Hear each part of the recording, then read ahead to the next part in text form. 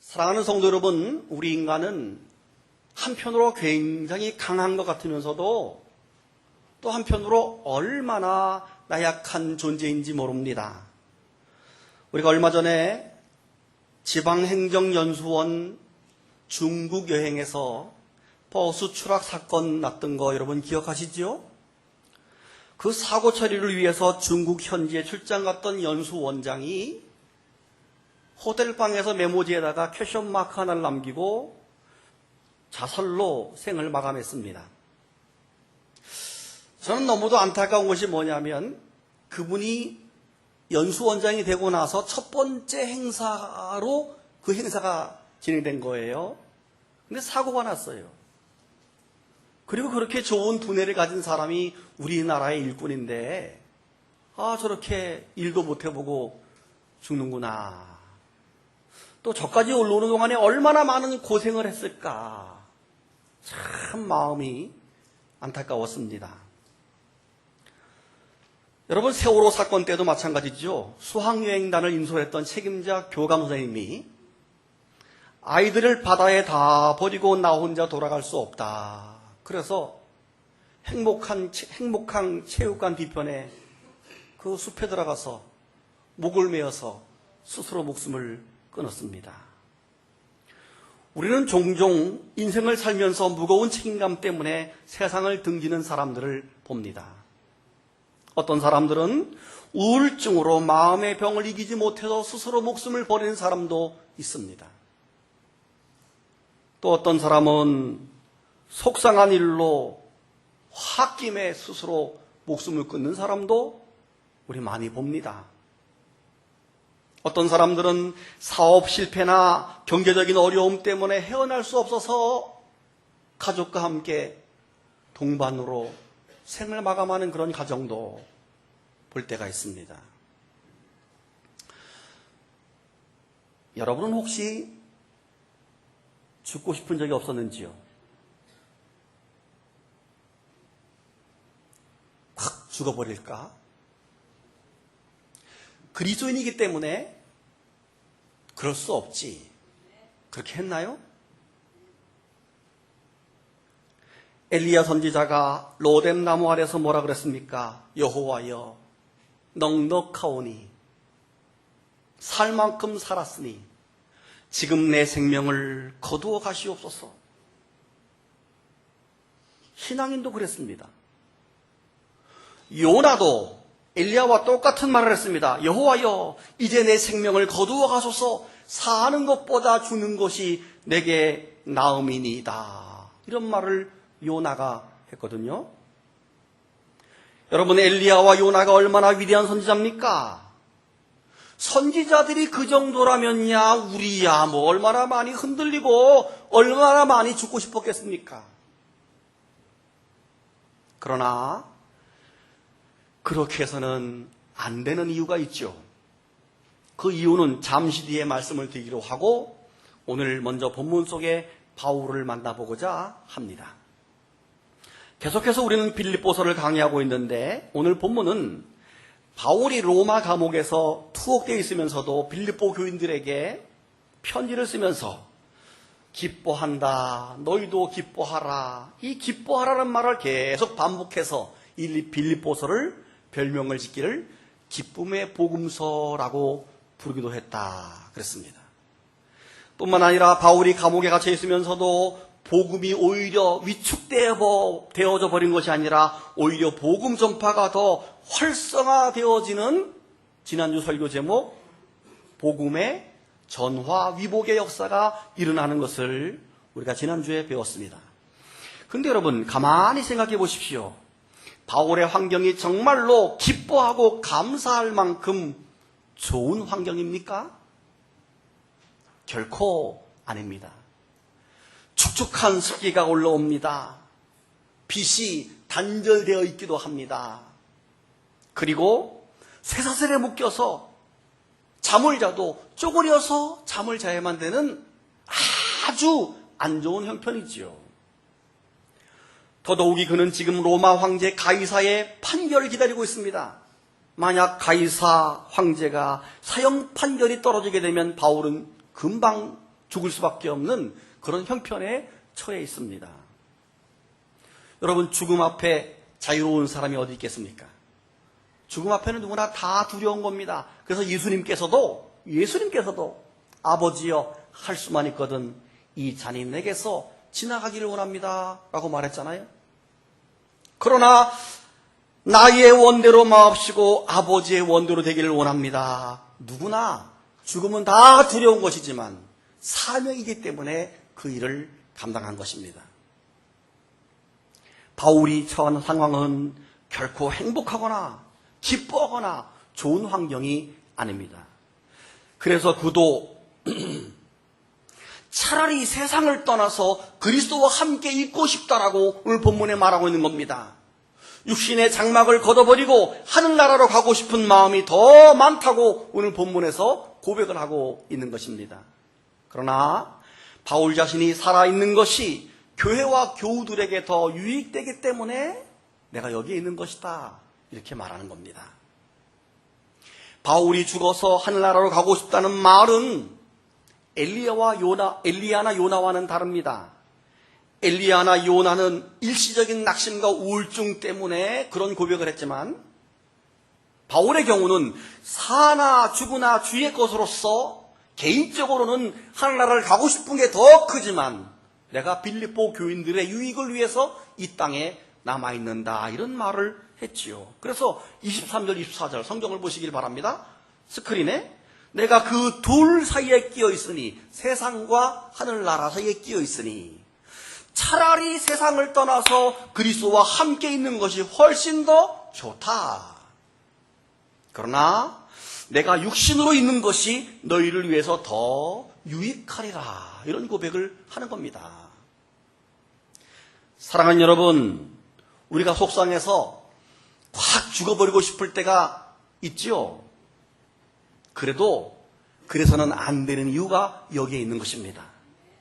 그렇게 속상해서 한순간 판단으로 가버리면 그것이 불신앙이고 죄이기 때문에 그렇습니다. 우리의 생명은 주님의 피값으로 산 것이기 때문에 우리의 것이 아닙니다. 내 생명이 아닙니다. 내 마음대로 생명을 살고 죽는 것을 결정권이 내게 있는 것이 아니고 우리는 주님의 것이기 때문에 내 생명이 아니기 때문에 이 자살이라든가 스스로 그런 생각조차가 죄가 되는 것입니다. 그리고 스스로 목숨을 끊는 것은 남아있는 사람들에게 큰 고통을 주기 때문에 그렇습니다. 지금 바울은 남아있는 사람의 유익을 위해서 산다고 말했죠. 우리가 살아야 되는 이유는 뭐냐면 남아있는 자들을 위해 사는 거예요. 우리가 죽게 되면 우리의 가족들, 배우자와 특별히 자녀들은 평생 우울한 마음을 안고 삽니다. 평생 죄된 마음을 가지고 살기 때문에 우리가 가족을 위해서 살아야 되는 겁니다. 아멘 안 하시는 것은 뭡니까? 아무리 삶이 어렵고 힘들어도 가족을 위해서 참고 남은 이들의 유익을 위해서 사는 것이 바울의 정신입니다. 그리고 적어도 우리는 그리스도인으로서 우리가 살아도 주를 위해 살고 죽어도 주를 위해 죽나니 아멘. 우리가 사나 죽으나 주의 것이기 때문입니다. 우리가 살아도 주의 영광이 드러나야 하고 죽음을 통해서도 주의 영광이 드러나야 합니다. 그것이 바로 유익을 끼치기 위한 그리스도인의 삶이고 그것이 바로 복음에 합당한 삶이 되는 것입니다. 그래서 오늘 본문 27절에서 바울은 이렇게 명령합니다. 오직 너희는 그리스도 복음에 합당하게 생활하라. 오직 너희는 그리스도 복음에 합당하게 살아라. 여기서 오직이라는 말은 반드시 꼭 집중해서 그런 의미가 오직입니다. 생활하라 하는 말. 여러분 성경 보시면 생활하라라는 단어를 찾아보세요. 성경에서 거기 각주가 붙어 있어요. 각주 몇 번 붙어 있어요? 성경 보세요. 저를 보지 말고. 성경 2번을 생활하라를 보세요. 각주 몇 번 붙어 있어요? 생활하라 끝에 2번 안 붙어 있어요? 붙어 있죠. 2. 그러면 각주 해석을 보면 뭐예요? 시민 노릇 이렇게 써 있을 거예요 아마. 대부분 성경이. 헬라어로 폴리튜오라고 하는 말은 시민으로서 행동하다, 시민답게 행동하다 그런 의미입니다. 즉 성도는 하나님의 나라 백성답게 그리고 하늘나라 시민답게 시민으로서 행동하고 생활해야 한다는 것입니다. 그러므로 복음에 합당한 삶이라는 말은 그리스도인답게. 여러분 사실 우리가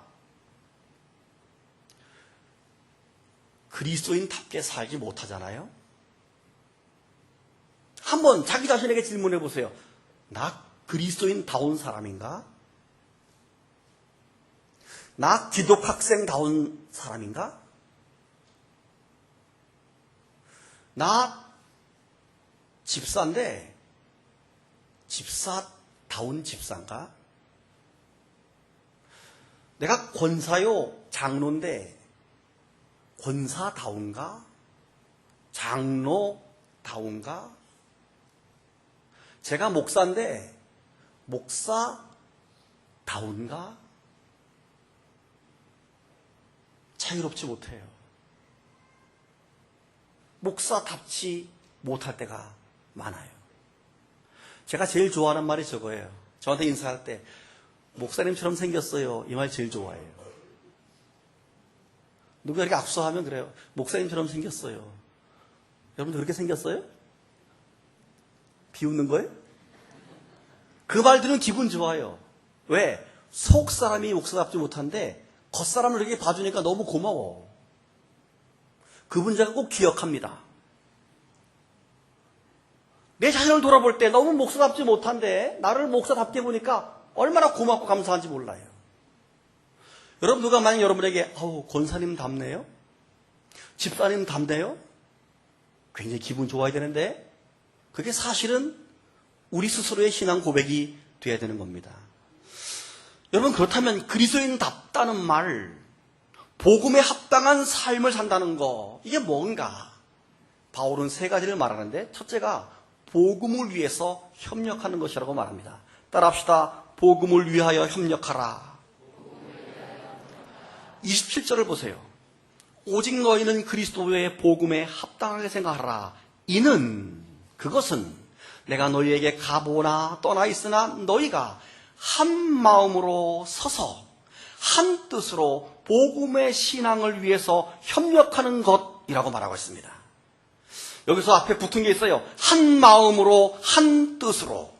이거 왜 이런 말을 썼는가 하면 그 당시 빌립보 교회 안에 거짓 스승이 많이 들어와서 잘못된 이당 사상을 자꾸 퍼뜨렸습니다. 그래서 이 복음의 순수성을 지키기 위해서는 온 교우들이 한 마음과 한 뜻을 가져야 된다. 이 말을 지금 강조하고 있는 겁니다. 그리고 한 마음으로 쓴다는 말, 서서라고 하는 말은 헬라어 동사가 붙어 있는데 헬라어 동사로 군대 용어예요. 군대 용어. 즉 마치 군인이 자기 자리를 지키는 것처럼 우리가 내 자리를, 내 봉사의 자리를, 기도의 자리를, 복음 전파의 자리를 지키는 것을 서다 이렇게 표현하고 있는 겁니다. 여러분 지금 서 계십니까? 다 같이 아멘. 서 있냐 이거예요 우리에게.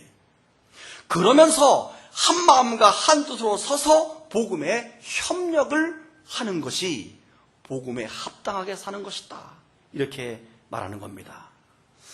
여러분 그런데 가만히 보면 사실 우리는 복음을 위해 살고 있나요? 아닙니다. 사실 솔직히 말해서 나를 위해 살지요. 자기를 위해 살지요. 솔직히 돈 벌기 위해 살지요. 출세하기 위해 살지요. 사실 나를 위해 살기도 바쁘고 힘들어서 눈코 뜰 새가 없지요. 여러분 주일날 여러분 얼굴 보면 이마에 뭐라고 써 있냐면 피곤 이렇게 딱 써 있어요. 그러니까 제가 가끔 여러분에게 저렇게 피곤한 분들에게 내가 뭘 얘기해야 되나? 근데 여러분 우리가 나를 위해 살지 말고 주의 복음을 위해 협력하면 주님이 내 일을 도와주십니다. 믿으시면 아멘. 보세요. 내가 내 일을 열심히 하며 살면서 자기 위해 살지 말고 내가 주님의 일을 열심히 하면 주님께서 나의 일을 도와주시고 인도해 주십니다. 아멘. 그래서 너희는 먼저 그의 나라와 그의 의를 구하라. 그리하면 이 모든 것을 너에게 더해 주시리라. 여러분, 사르밧 과부가 마지막 남은 떡가루를 자기 생명과도 같은 자기 아들의 생명인 떡가루를 하나님 앞에 바쳤잖아요. 어떻게 됐죠? 굶어 죽었나요? 아닙니다. 가뭄이 끝날 때까지 그 집은 떡가루가 마르지 아니하고 기름병에 기름이 마르지 않는 하나님의 놀라운 축복을 받게 된 줄로 믿으시기를 바랍니다. 하나님의 일을 하기에 하나님이 그 모든 걸 책임져 준 것입니다. 여러분, 연예인 유재석 씨를 아십니까? 뭐 이분 모르는 사람 없죠. 얼마나 돈을 잘 버는지. 움직이는 중소기업이래. 움직이는 중소기업. 이 혼자 한 사람이 중소기업 되는 연봉을 벌어들이니까 움직이는 중소기업. 저분이 그간 5년 동안에 연예 기획사 소속이 없이 살다가 아마 지지난주쯤 여러분 뉴스 봤을 거예요. FNC 엔터테인먼트 이 회사의 기획사에 들어갔다는 여러분 그 뉴스 봤죠. 그런데 그 FNC 기획사의 사장이 누군가 하면 아주 젊은 43살의 청년은 아니지, 43살 젊은 사장 한성호라고 하는 사장입니다.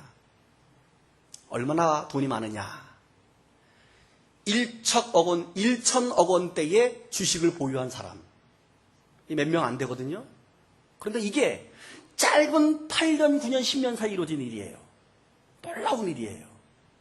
저는 이 젊은 이 사장님의 미래가 기대가 됩니다. 왜냐하면 이 사장은 그리스도의 복음을 위해 사는 사람이고 철저한 믿음의 사람이기 때문에, 그리고 지금 젊은 청년들을, 불우한 청년들을 돕는 NGO를 만들어서 이제 활동하기 시작했어요.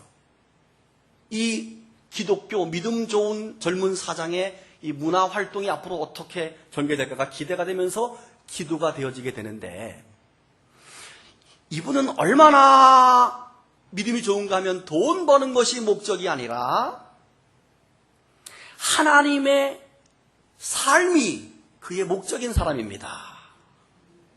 그래서 이분의 성공 비결 가운데 하나가 뭐냐면 자기 기획사 직원들에게 전부 주일 성수 안 하면 안 된다고 주일 성수를 강조하고요. 자기 성공 비결을 이렇게 말합니다. 11조와 어머니의 새벽 기도라고 말합니다. 11조와 어머니의 새벽 기도.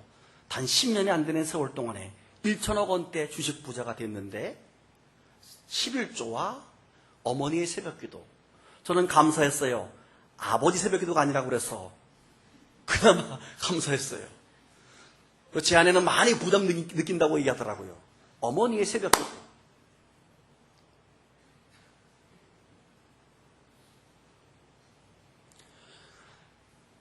저는 그 기도를 보면서 그런 기도가 저절로 나왔습니다. 하나님, 우리 자녀들이 저 사장 같은 믿음 갖게 도와주십시오. 하나님, 우리 교회 많은 자녀들이 각자 분야에서 소위 성공을 해서 출세해서 복음에 협력을 하고 하나님의 영광을 드러내는 그런 자녀가 되게 도와주시옵소서. 그런 기도가 간절하게 나오면서 내가 며칠 동안 저 젊은 사장의 이야기를 제 아내에게 듣고 뉴스를 보면서 마음에 기대가 되고 흡족했어요. 우리도 그렇게 살기를 축복합니다. 두 번째는 뭐냐면 담대한 믿음으로 사는 것이 복음에 합당한 삶을 사는 것입니다. 28절을 보세요. 무슨 일에든지 대적하는 자들 때문에 두려워하지 아니하는 이 일을 듣고자 함이라. 이것이 그들에게는 멸망의 증거가 되지만 너희에게는 구원의 증거가 되는데 이것은 하나님께로부터 난 것이다. 여러분, 빌립보 교회 당시에는 그리스도 복음을 전할 때에 대적하는 자들이 많았습니다. 유대인들이 박해했지요. 이방인들도 공격했지요. 때로는 가정이나 마을에서 쫓겨나기도 하고 매를 맞기도 하고 옥에 갇히기도 하고 심지어 죽음을 당하기도 했습니다.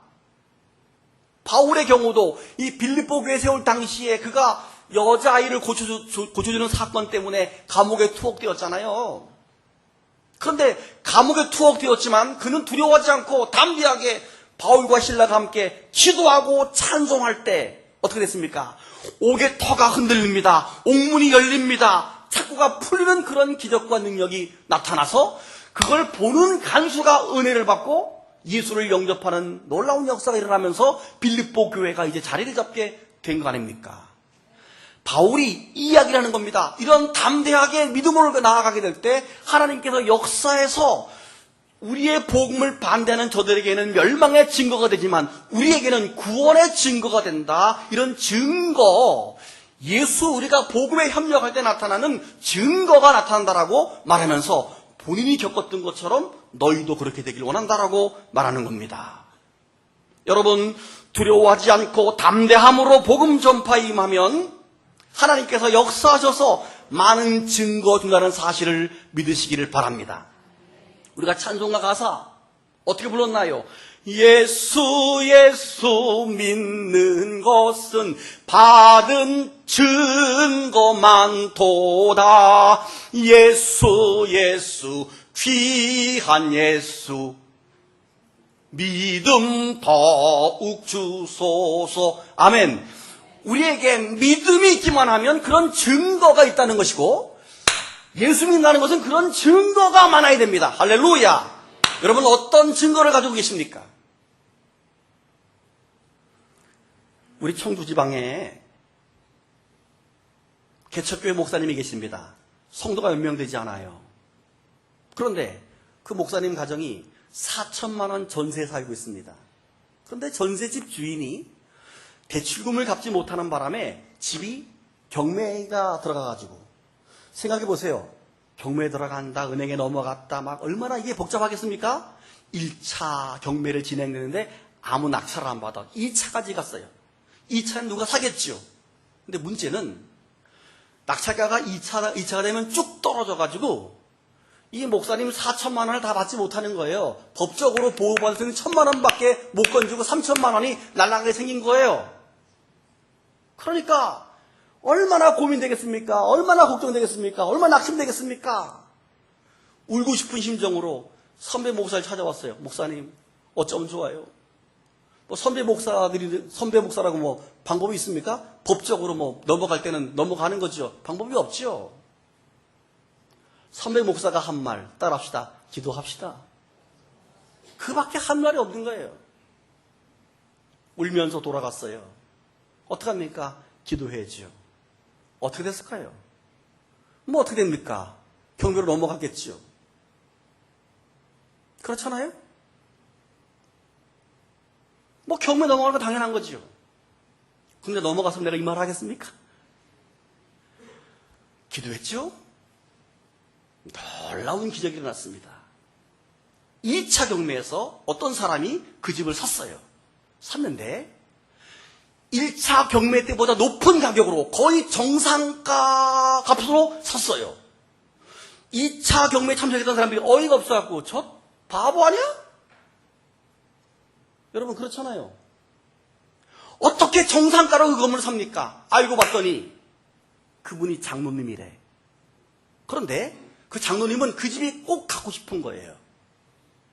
그런데 문제는 자기가 이 차의 낙찰값으로 사게 되면 그렇게 살고 있는 사람들이 보호받지 못하니까 어차피 자기는 돈이 있고 그 집이 필요하니까 1차보다 높게 정상가로 그 값을 산 거예요.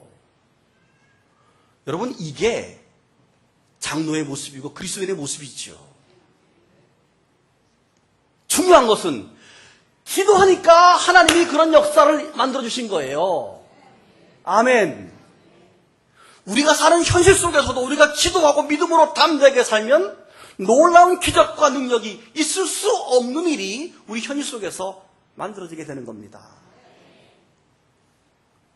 그 목사님 4천만 원 다 받았습니다. 왜요? 예수 믿는 것은 받은 증거 많도다. 이런 담대한 믿음으로 우리가 나아가야 됩니다. 세 번째, 복음에 합당한 삶을 살려면 그리스도를 위해서 고난받을 각오도 해야 합니다. 따라합시다. 고난도 받자. 29절 30절 여러분이 읽습니다. 시작.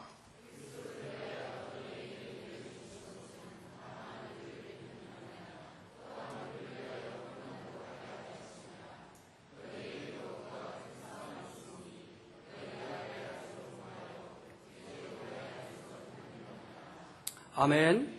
다시 한번 보세요. 그리스도를 위하여 우리가 살아서도 주를 위해 살고 죽어도 그리스도를 위해 사나니 그리스도를 위하여 너희에게 은혜를 주신 것은, 자, 바울이 말하기를 고난을 은혜로 표현하고 있습니다.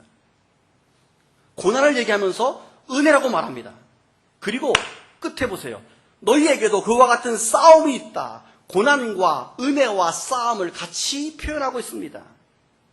왜 여러분 고난이 은혜입니까? 왜 고난이 축복입니까? 로마서 8장 18절을 보게 되면 현재의 고난은 장차 우리에게 나타날 영광과 좋게 비교할 수 없도다. 이렇게 말씀했죠? 그리스도를 위해서 고난받으면 그것과 비교할 수 없는 놀라운 영광이 우리 하늘나라에 준비된다는 사실을 믿으시기를 바랍니다. 그래서 고난은 은혜인 겁니다. 바울은 그리스도를 위해서 많은 고난을 받았습니다. 옥에 갇히기도 했습니다. 매도 맞았습니다. 여러 번 죽을 뻔했습니다. 오늘 본문에서 바울은 자신이 그리스도를 위해 받은 모든 고난을 끝에 싸움이라고 표현했습니다. 여러분, 그 싸움이 바울에게만 있는 것이 아니라 빌립보 교인도 싸워야 되고 오늘 우리도 그 고난의 싸움을 싸우는 것이 바로 그리스도인으로서 마땅하다는 사실을 믿으시길 바랍니다. 근데 주님은 우리에게 그런 고난과 박해와 싸움을 기뻐하고 즐거워하라고 말하고 있습니다. 왜요? 하늘에서 상이 크기 때문에 그렇습니다. 예수님께서 마태복음 5장 11절에서 뭐라고 말했습니까? 나로 말미암아 너희를 욕하고 박해하고 거짓으로 너희를 거슬러 모든 악한 말을 할 때는 너희에게 뭐가 있습니까? 복이 있나니 기뻐하고 즐거워하라. 하늘에서 너희 상이 큼이라. 사랑하는 여러분, 우리가 고난을 기뻐해야 되는 이유는 그것이 복음에 합당한 삶이기도 하지만 우리에게 복이 되기 때문에 그렇습니다. 하나님의 은혜이기 때문에 그렇습니다. 사랑하는 교우 여러분, 우리는 그리스도의 복음에 합당한 삶 세 가지를 오늘 배웠습니다. 이 세 가지를 마음에 담고 이번 한 주간도 그리스도인답게 주님의 복음에 협력하며 담대한 믿음으로 때때로 고난과 환난과 어려움이 오더라도 그 길을 묵묵히 걸어갈 수 있는 그런 믿음인들이 다 되기를 축복합니다.